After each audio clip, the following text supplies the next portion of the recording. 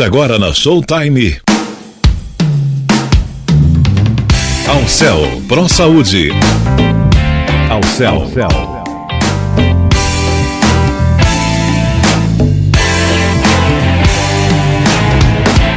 Alcel Pro Saúde. Boa tarde, amigos. Aqui é Zildete Montiel e nós vamos ficar juntinhos até a 1 da tarde falando da sua saúde.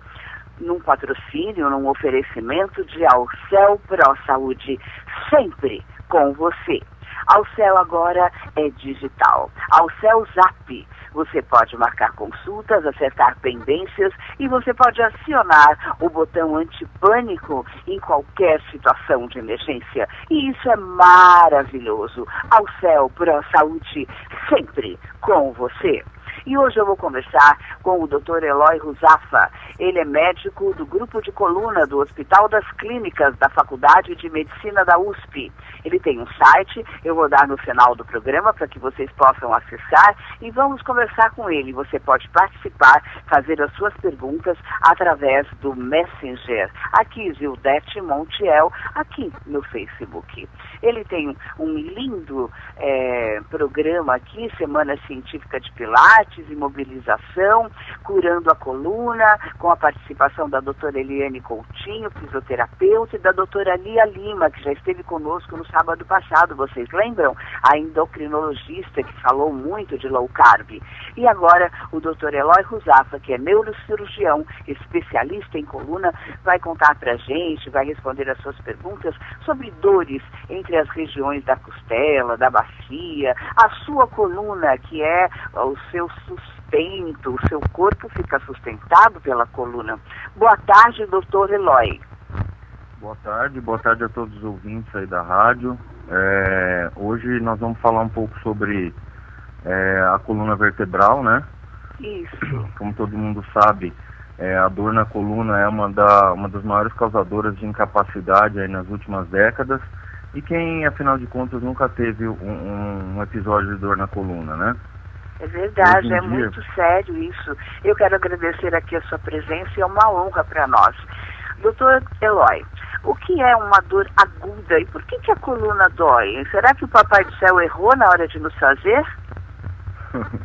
Então, na verdade, as dores na coluna, elas acontecem em grande parte pelo fato do ser humano ter se tornado, dentre os animais, o único bípede da face da Terra, né? E essa posição ereta, ela demanda uma força e uma capacidade muito grande da nossa musculatura.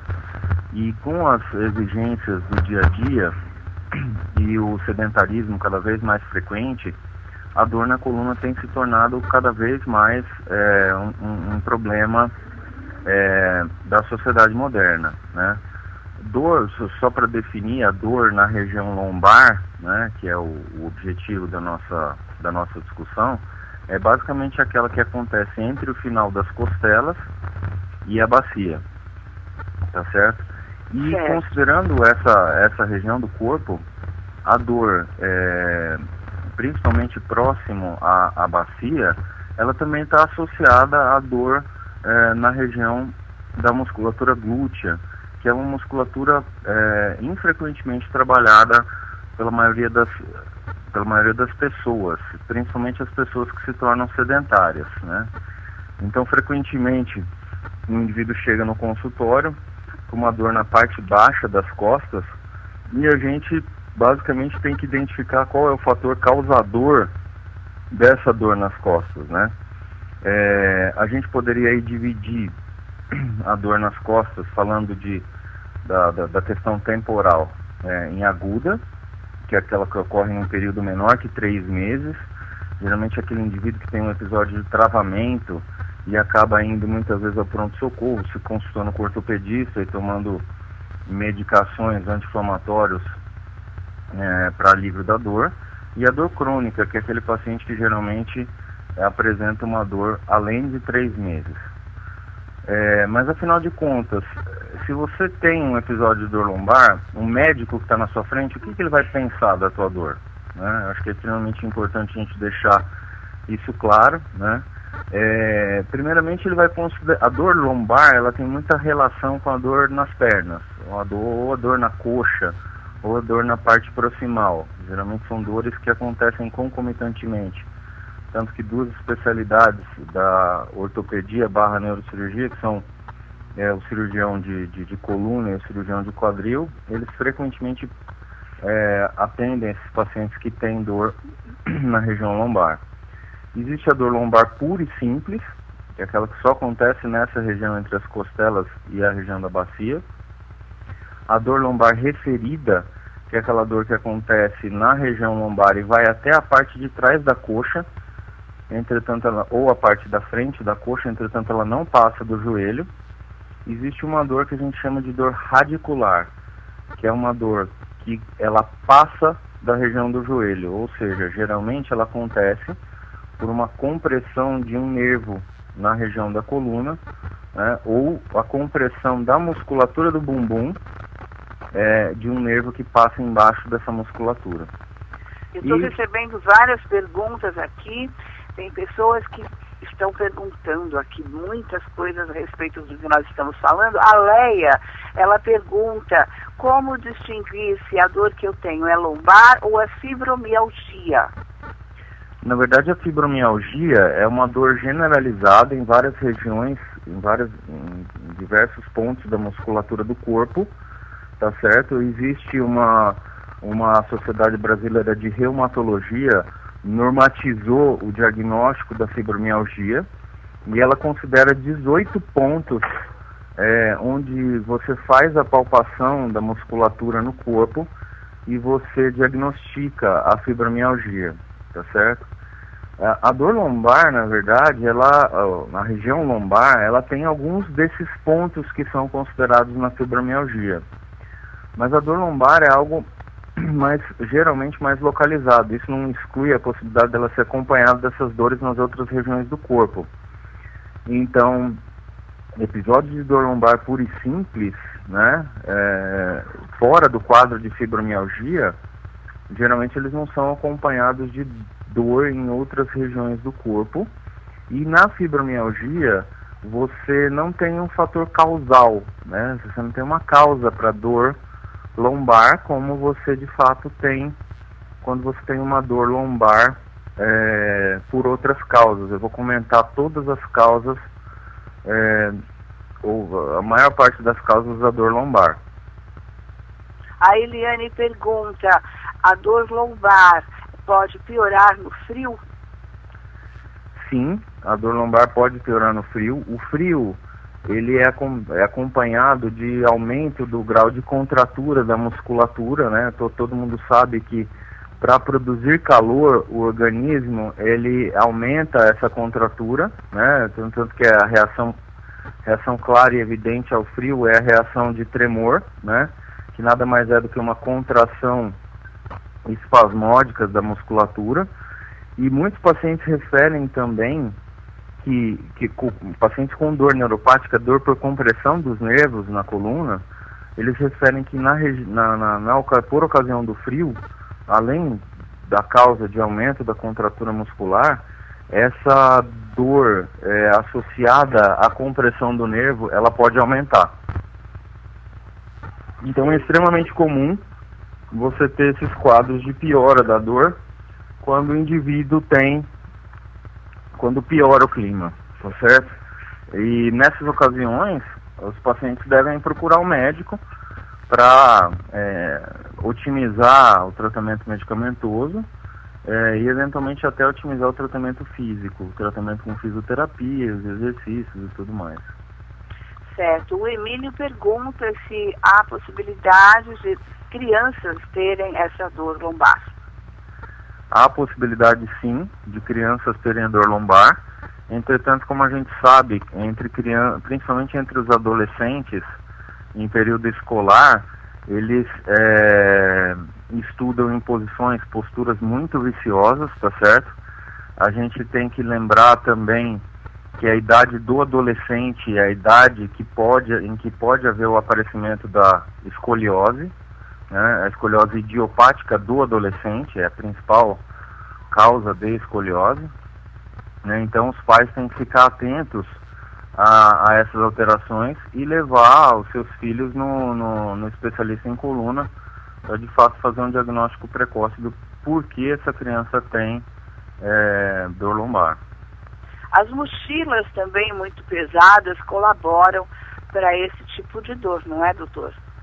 Com certeza, a mochila, na verdade eu costumo dizer para os meus pacientes que é muito importante essa consciência corporal, né? O paciente que tem dor nas costas tem que ter consciência corporal e quando o indivíduo carrega a mochila, ele sem se dar conta, ele aumenta o grau de contratura da musculatura posterior, que é a musculatura mais próxima, a musculatura de trás das costas, que é a musculatura mais de cima da cervical, que é o trapézio, e da musculatura paravertebral, ou ao redor da coluna, na região lombar, tá?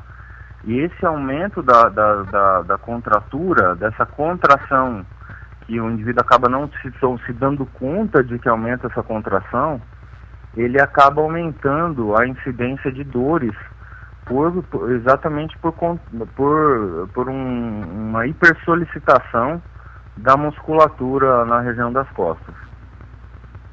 Certo. Eu tenho muitas perguntas aqui, muitas mesmo. Eu tenho aqui o Ismael, que diz que a esposa dele tem tanta dor na coluna que reflete no útero. E aí, completando com a dor da menstruação, ela fica pior.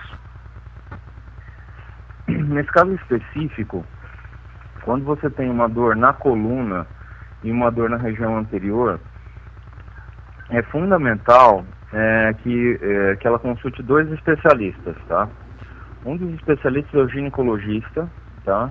Essas pacientes que têm uma dor acentuada no período da menstruação, geralmente tem endometriose associada, tá certo? Então é fundamental que o ginecologista faça esse diagnóstico e, eventualmente, isso pode se refletir até a região posterior da coluna.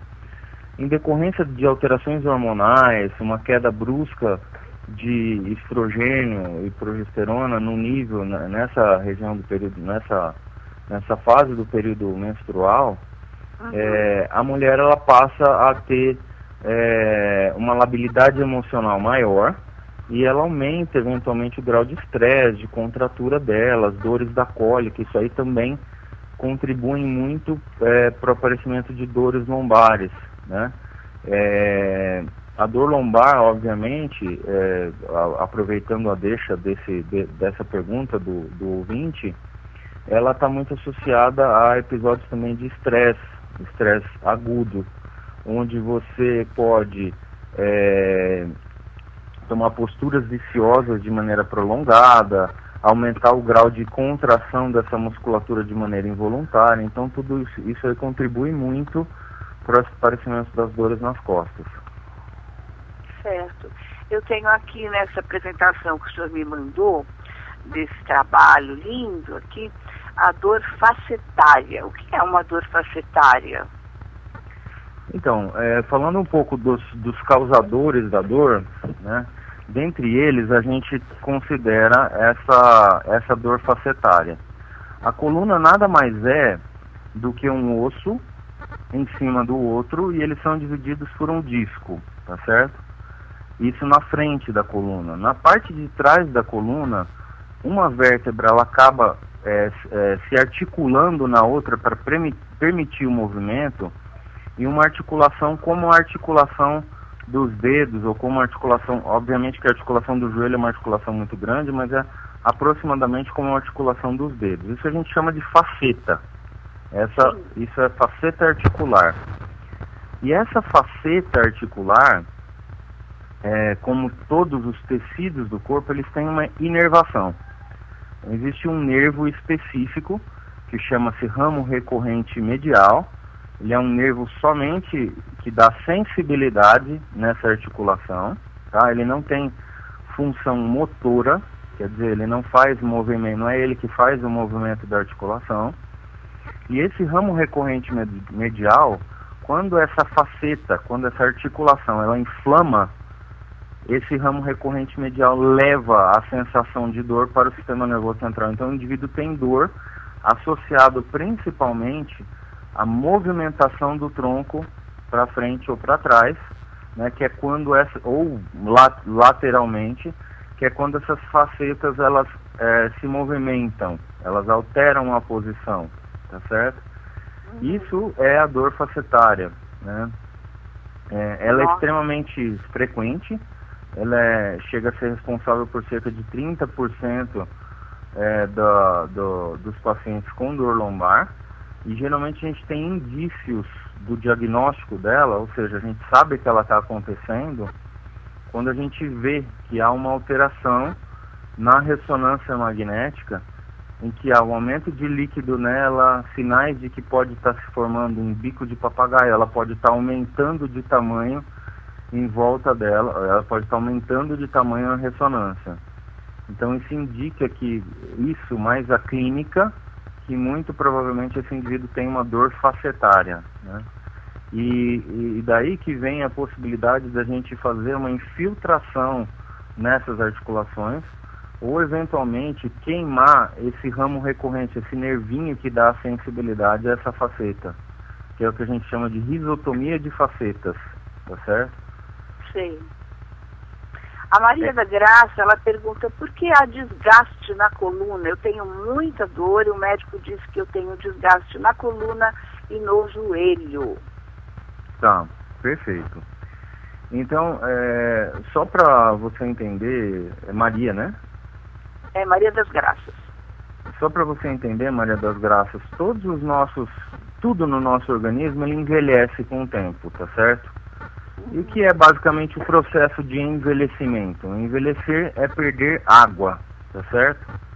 Esse disco que existe entre as vértebras na coluna, ele acaba ao longo do tempo perdendo água. E o que ele faz o que acontece quando ele perde água? Ou quando ele sofre algum desgaste, algum envelhecimento? Ele pode sobrecarregar o osso, tanto na parte da frente, do corpo da vértebra, quanto na parte de trás, das articulações entre as vértebras, dessas facetas, tá? Quando ele sobrecarrega essa região, ele leva basicamente o corpo a fazer uma inflamação dessas articulações, né? E uma inflamação também da região do osso. E esse osso acaba reagindo a essa, entre aspas, diminuição de amortecimento que existe entre uma vértebra e outra. Isso gera o aparecimento de desgaste, né? Ao aparecimento do bico de papagaio, ao envelhecimento dos discos e ao envelhecimento das articulações. Isso basicamente é um processo que gera dor, tá certo? O envelhecimento, esse desgaste, ou eventualmente a compressão de um dos nervos que sai da coluna e vai para as pernas e vai comandar os músculos da perna, ele pode gerar esse pinçamento e acaba causando dor, tá certo? Sim. É óbvio que a gente não pode esquecer, e eu sou muito criterioso nisso com os meus pacientes, a dor muscular, né? Como eu comentei no começo da apresentação, uma série de pacientes que chegam ao meu consultório, eles na verdade têm muita inatividade física. Então, a inatividade física acaba levando ao enfraquecimento da musculatura, e o enfraquecimento da musculatura acaba gerando um quadro doloroso, porque essa musculatura não é mais capaz de realizar a função dela, que no caso da musculatura do quadril e da musculatura lombar, é basicamente manter o indivíduo em pé, sentado na posição que ele deseja, e realizar os movimentos principalmente antigravitacionais. Então isso é algo que acontece muito frequentemente nos pacientes que eu atendo. Eles têm fraqueza muscular, eles não têm só uma origem da dor em uma alteração anatômica da coluna, entendeu? Eles têm, na verdade, encurtamento muscular, fraqueza, falhas na musculatura antigravitacional que levam esse indivíduo a ter dor. Entendi.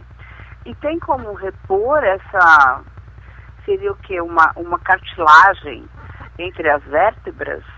É verdade que comer, olha só, eu tenho a pergunta da Ana Laura, é verdade que comer pé de frango é bom? É uma excelente pergunta, essa pergunta de repor as cartilagens. Na verdade, o mais importante nesse momento da história da medicina é a gente evitar ou fazer o máximo possível para que ela não ocorra, né? A gente sabe que tem fatores ambientais relacionados à degeneração dos discos, e o principal deles é o tabagismo, tá certo? E em segundo lugar vem o diabetes mellitus e as alterações de postura, e principalmente indivíduos que carregam muito peso podem ter alterações mais frequentemente nesses discos. Além disso, tem a questão genética, que obviamente a gente, por enquanto, não altera, tá? Hoje em dia, não tem cientificamente nada comprovado que previne ou alguma medicação que previne a degeneração dos discos na coluna. É diferente do joelho, por exemplo, que a maioria dos ortopedistas prescreve condroitina, que são alguns colágenos para evitar a degeneração. Na coluna a gente não tem, por enquanto, nada que previna essa degeneração dos discos, né? Obviamente o fortalecimento dos ossos é extremamente importante também. Então você fazer o rastreamento do aparecimento de osteoporose, principalmente em mulheres que entram na menopausa, é extremamente importante. E tem alguns trabalhos correlacionando também a deficiência de vitamina D com o enfraquecimento desses ossos e eventualmente o aparecimento da dor lombar. É muito importante o indivíduo repor vitamina D. Agora, falando né, na regeneração desse disco, cientificamente está começando alguns estudos nos Estados Unidos e em outras partes do mundo, com o uso de células-tronco na possibilidade de regeneração desses discos. Sabe-se que aqueles discos que estão no início da degeneração, muito provavelmente eles podem ter uma resposta a esse tratamento. Entretanto, nada é confirmado ainda. São estudos que estão em andamento e isso não pode ser utilizado ainda em larga escala, somente em ambientes científicos, ok? Certo. Fernando Bach pergunta se a dor na coluna pode refletir para o quadril, porque ele sente muitas dores. Isso é extremamente importante, Fernando. Pode refletir sim, né?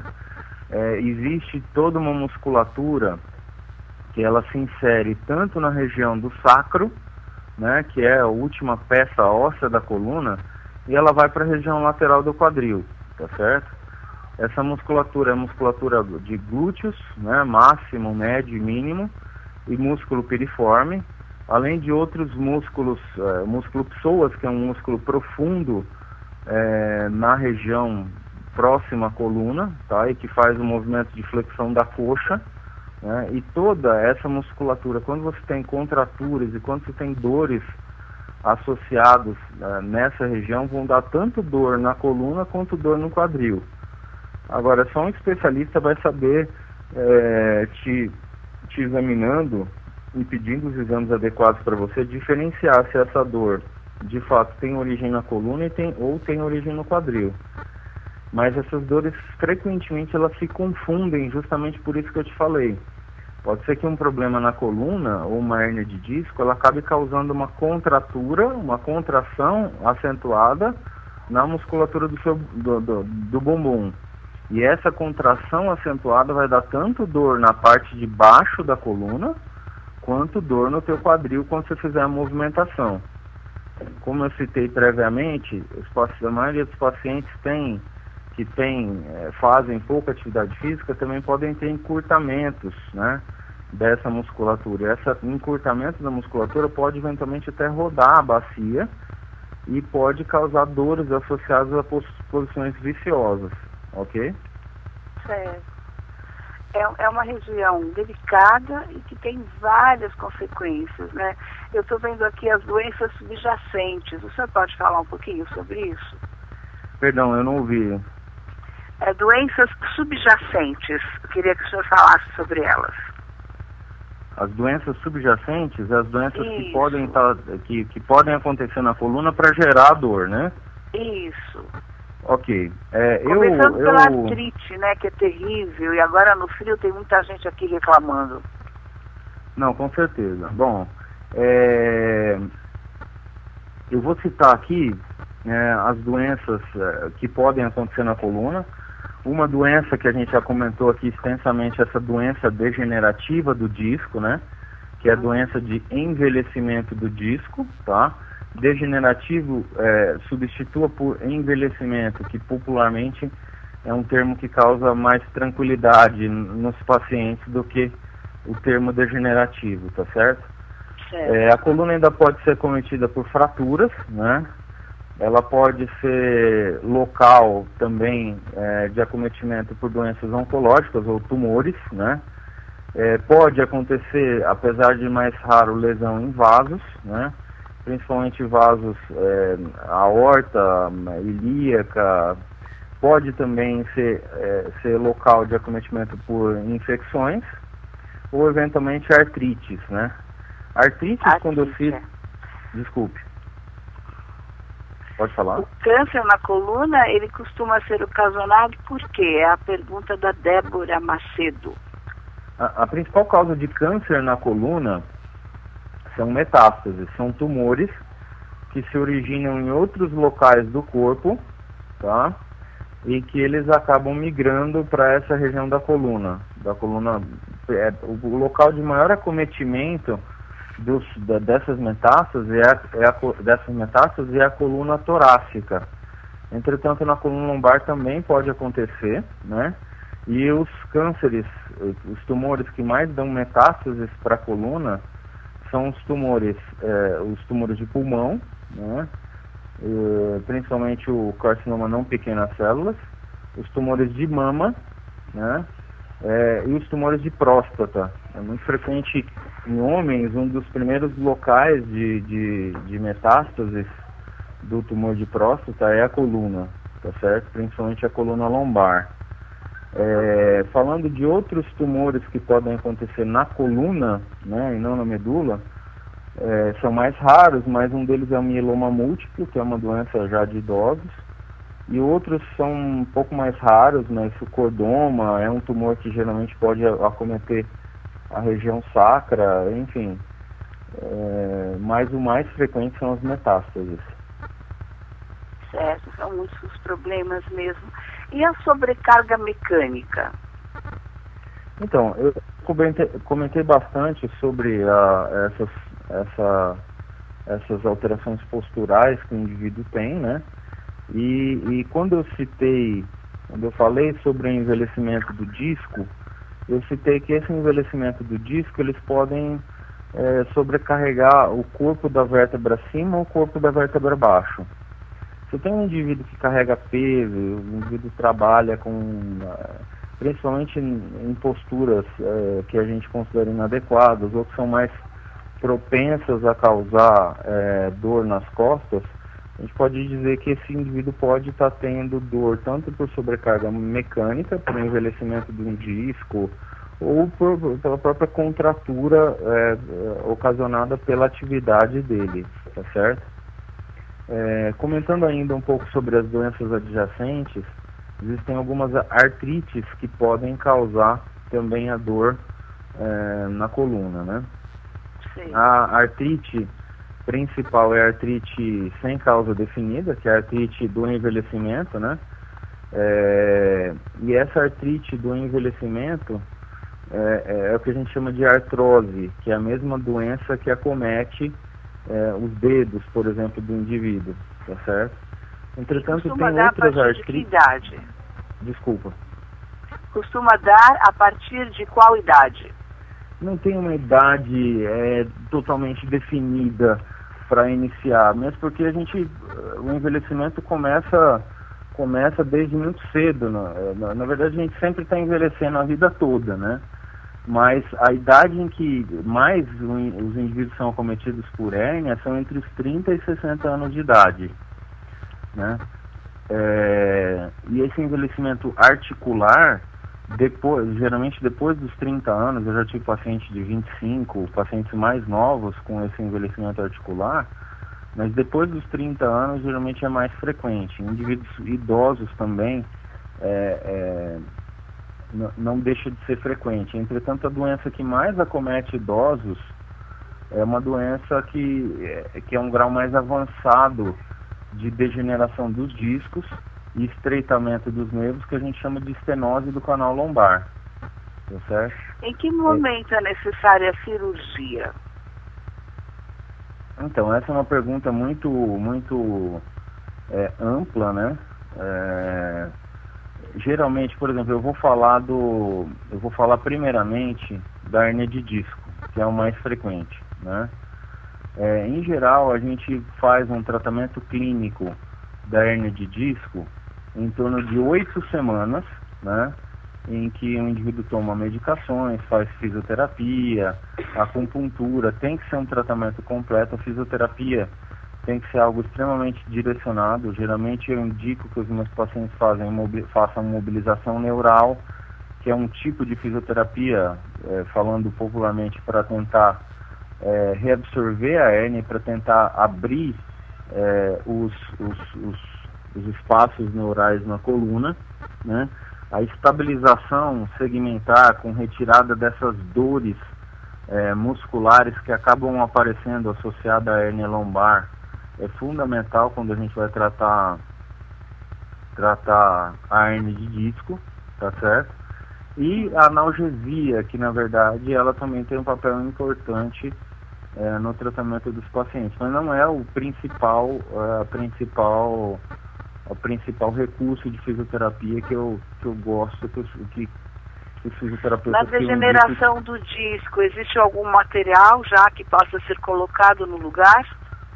Existem, quando a gente fala que essa degeneração do disco está causando a dor do paciente, a gente pode tratar isso tanto com uma agulha que a gente coloca dentro do disco, que ela queima as terminações nervosas do disco, a gente chama de lesão térmica intradiscal, ou a gente pode tirar completamente o disco e colocar uma prótese que vai fixar uma vértebra na outra.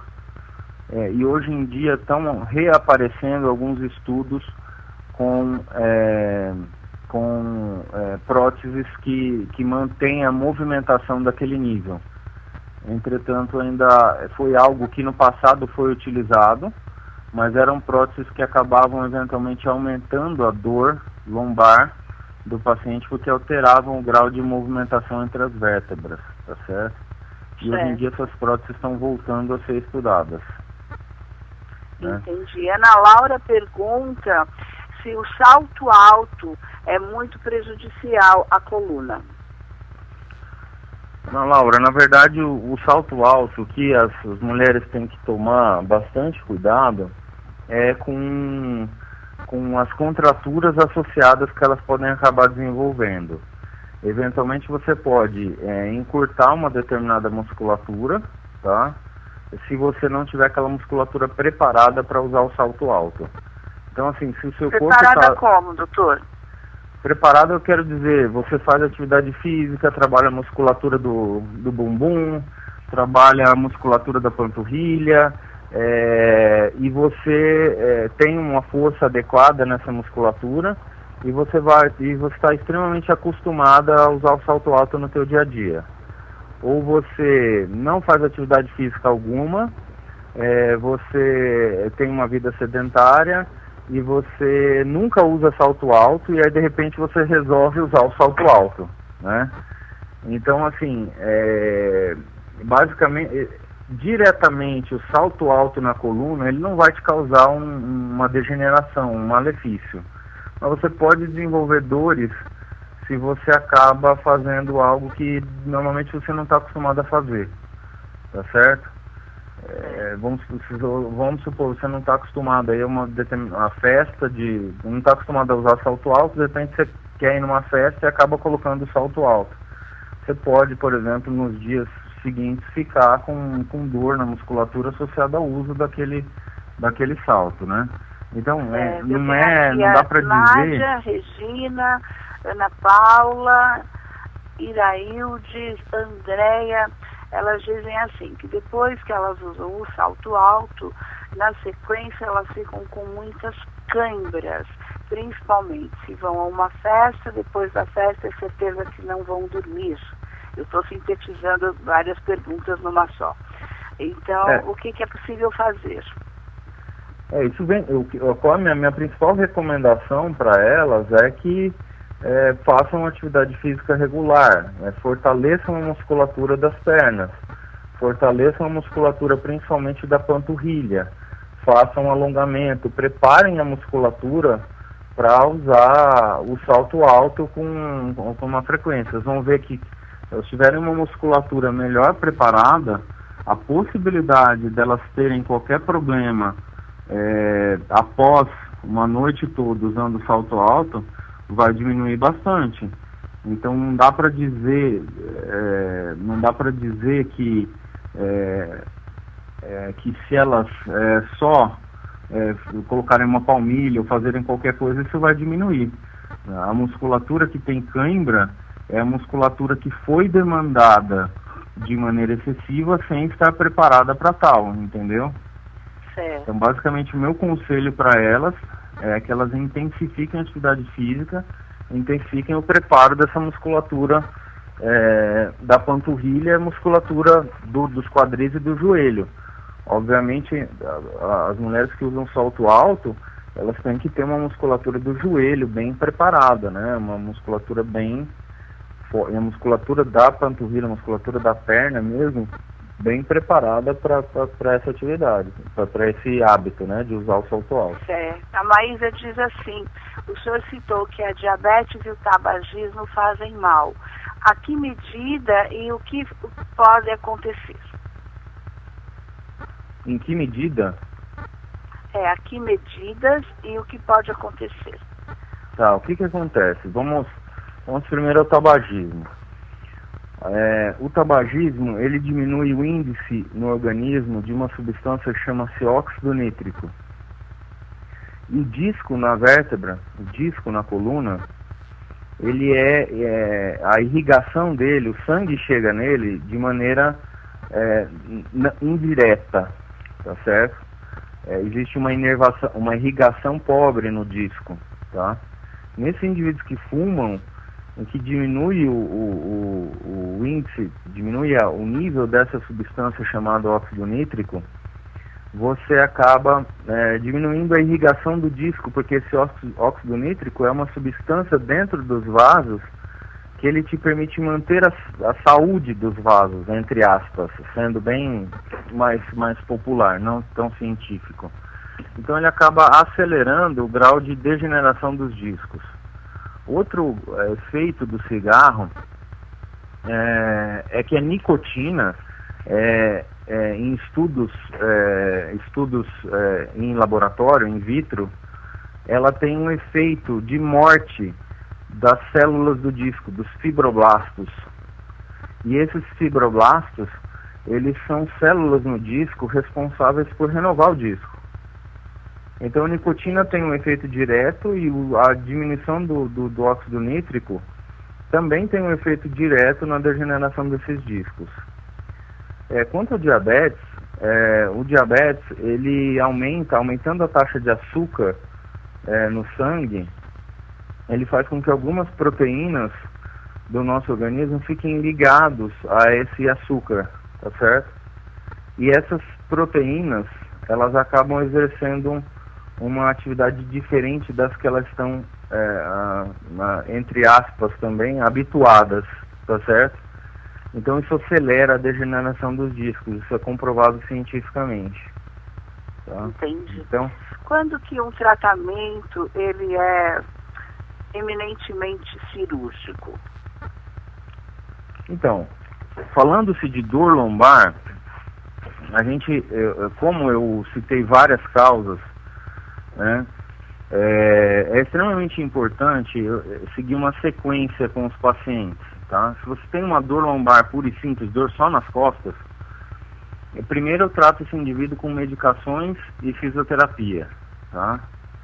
Se esse indivíduo acaba desenvolvendo, ele eventualmente tem encurtamento muscular, tem uma postura, não faz atividade física, tem uma dor facetária, mas também tem uma dor muscular associada, as dores nunca vêm sozinhas, essas causadores das dores todos que eles têm nunca vêm sozinhos.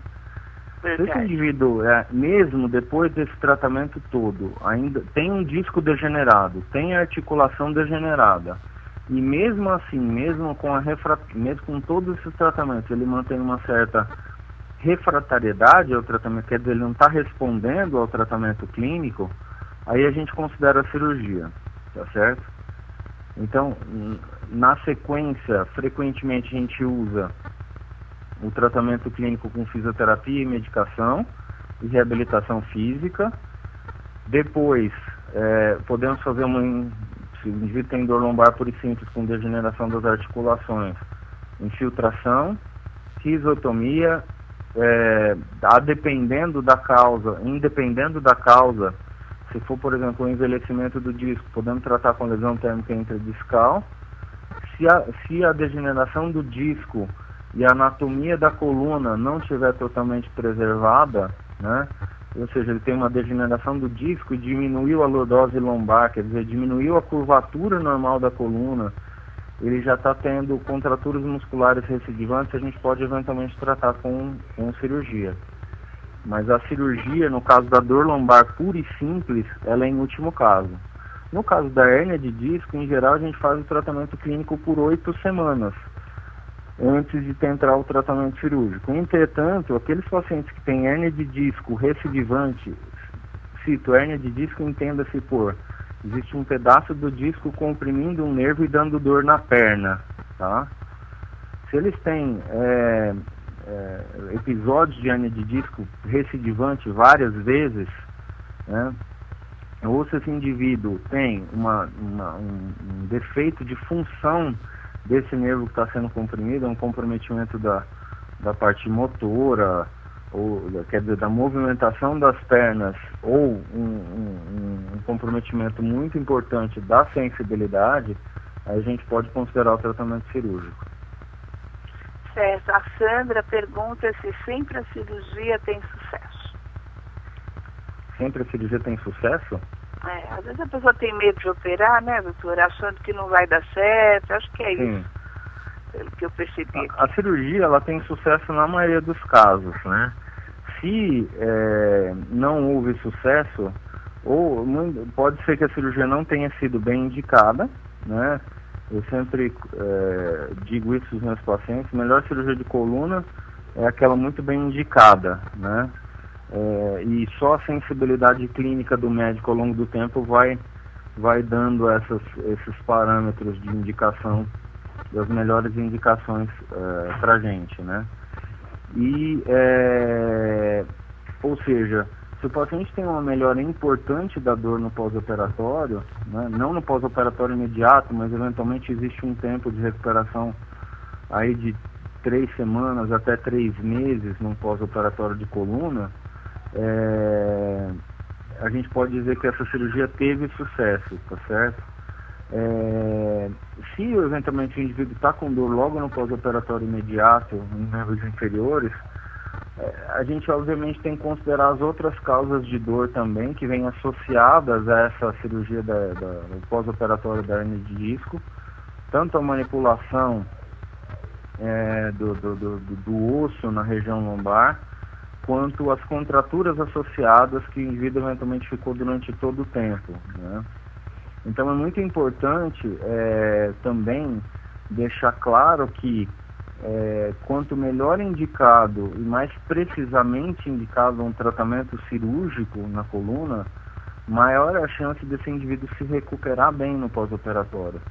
Ou seja, a cirurgia da coluna bem indicada tem sucesso, se ela é indicada no momento correto é melhor ainda, visto que o paciente que demora muito, ou o paciente que em que a gente que o paciente acaba não querendo operar porque tem medo, etc., eventualmente esse paciente pode desenvolver mais dores ainda a longo prazo, né?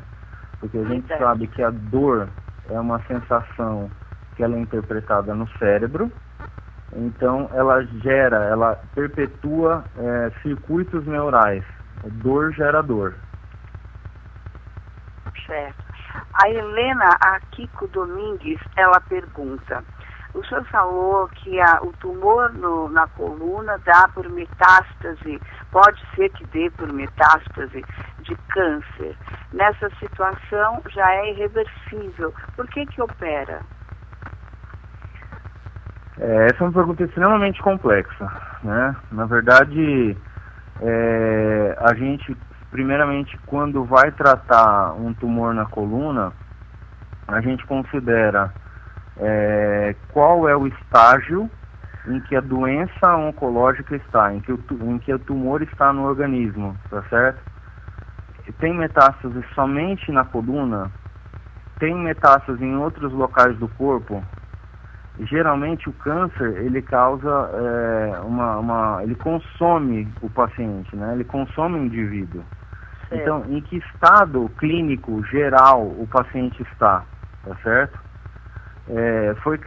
Foram criadas algumas escalas para a gente considerar qual seria o melhor tratamento oncológico da doença metastática, né? Umas escalas complexas que consideram o número de metástases, o tipo de tumor, se é um tumor de pulmão, se é um tumor de pulmão pequena célula, se é um tumor de pulmão de grande célula, se é mama. E essas escalas, elas também consideram o número de metástases e a função neurológica do paciente. Aí tem um autor que ele estudou a função neurológica desses pacientes e ele verificou que quanto mais o indivíduo tem capacidade de deambular, de andar, melhor é o prognóstico dele.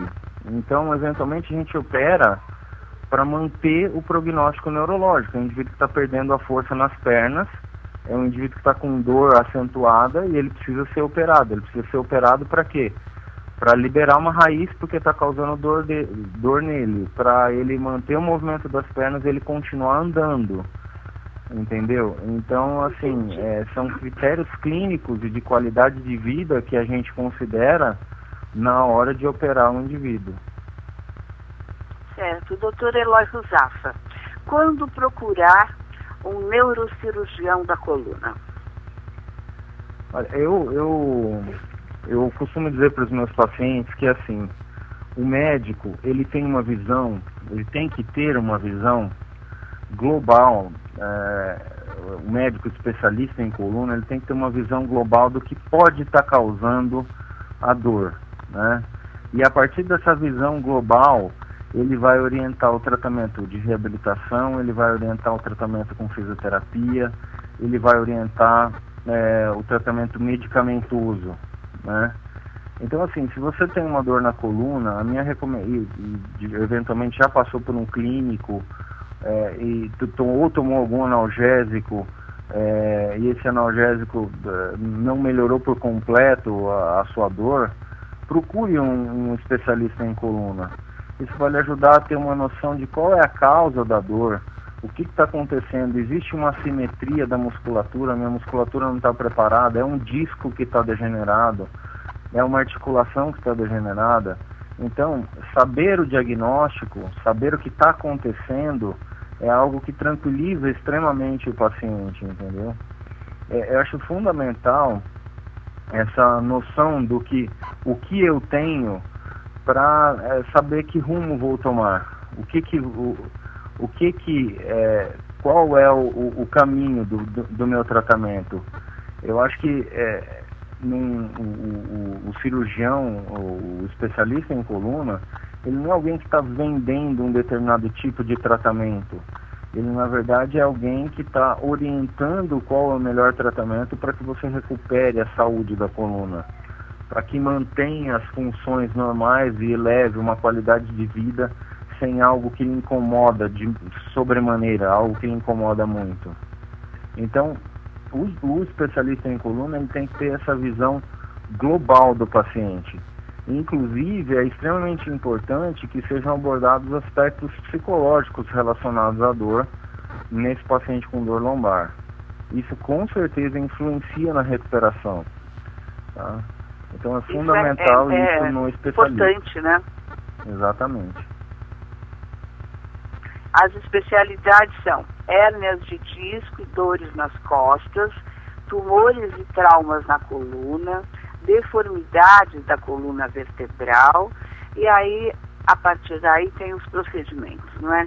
E o nome do especialista é neurocirurgião da coluna, é isso? Na verdade, assim, as especialidades as duas especialidades que tratam a coluna na medicina são ortopedia e neurocirurgia, né? Geralmente é um neurocirurgião que se especializou na parte de coluna, ou o ortopedista que, dentre todas as especialidades dele, também se especializou nessa parte de coluna. Certo. Existe alguma prótese que possa ser colocada na coluna de maneira cirúrgica? É a pergunta da Thalita. Prótese? É. Existem várias próteses que podem tanto substituir o disco vertebral, quanto o corpo vertebral, quanto próteses que nós usamos para fixar uma vértebra na outra e tirar o movimento daquele nível. Na grande maioria das vezes, essas próteses, elas têm, ou são próteses que mantêm o movimento, ou são próteses que tiram o movimento. No caso, as próteses que tiram o movimento, ou que fixam um nível onde você pode ter uma movimentação normal entre as vértebras para tirar a dor, essas próteses a gente tem que colocar osso ou algum enxerto ósseo para promover a fusão, ou para grudar uma vértebra na outra. E esse enxerto ósseo pode ser osso do próprio paciente, pode ser um outro osso, osso de cadáver, ou eventualmente esses substitutos de osso, né, que vão promover essa fusão. E na verdade a prótese simplesmente vai manter a vértebra no lugar para que promova essa fusão, essa ausência de movimento entre as vértebras, tá? No caso, as outras próteses que mantêm o movimento são próteses que simulam ou tentam simular um disco normal, tanto na região da coluna lombar quanto na região da coluna cervical. Certo, muito bom. O Dr. Eloy Ruzafa, ele tem um site que eu vou passar para vocês agora, que é o www.drrusafa.com. Neste site vocês vão ter todas as orientações, explicações, tudo certinho do que você precisa para a sua coluna. O Dr. Eloy Ruzafa, ele é neurocirurgião em coluna vertebral e realmente com uma formação excepcional, com vários cursos de especialização, fellowship em cirurgia da coluna vertebral em Cleveland, em cirurgia de tumores encefálicos e na coluna vertebral no Anderson Cancer. Então, eu gostaria de recomendar os serviços dele aqui para os meus ouvintes e queria também agradecer e convidá-lo a estar conosco numa próxima oportunidade. O tempo passou tão depressa que eu não reparei, não senti, porque o senhor fala muito bem, o senhor está de parabéns pela consciência, pela forma linda como o senhor tem a medicina na sua vida. Quero agradecer de coração, viu, doutor Eloy? Obrigado, agradeço muito pelo convite, espero ter contribuído aí para o conhecimento de todos os ouvintes e estou à disposição para outras ocasiões aí, nós fazemos outras discussões sobre esses assuntos. Que coisa boa, agradeço muitíssimo, que o senhor tenha um excelente fim de semana, muito obrigada mesmo, esteja conosco mais vezes. Muito obrigada e uma boa tarde. Um grande abraço a todos, uma boa tarde. Amigos da nossa Rádio Showtime, foi muito bom estarmos juntos aqui nessa 1 hora inteirinha oferecida pela Alcel Pro Saúde. Hoje nós falamos de coluna, foi bom demais. E no sábado que vem, ao meio-dia, em pontinho, estaremos juntos, se Deus quiser e Ele há de querer. Um beijo no coração e uma grande semana para todos nós. Até lá. Alcel Zap, o novo serviço da Alcel. Com o Alcel Zap, você pode agora encontrar o médico que você necessita e marcar sua consulta. A sua carteirinha Alcel passa a ser digital e estará na tela do seu smartphone. Você fica sabendo das promoções e campanhas preventivas promovidas pela Alcel. Com o aplicativo, você pode atualizar suas pendências cadastrais ou financeiras. Além disso, tem acesso ao botão antipânico, que dispara pedido de socorro e atendimento de emergência. Aplicativo Alcel, disponível para o sistema Android. Vá até a Google Play e baixe o aplicativo Alcel Zap. Alcel, uma empresa a serviço da vida e da saúde. Você ouviu na Showtime Alcel Pro Saúde. Alcel.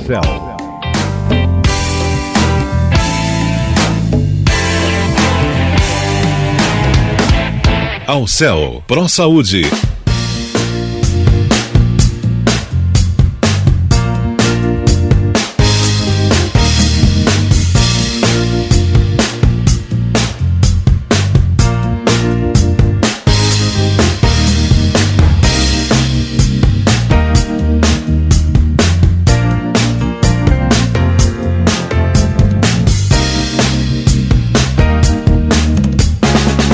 Showtime Web Radio.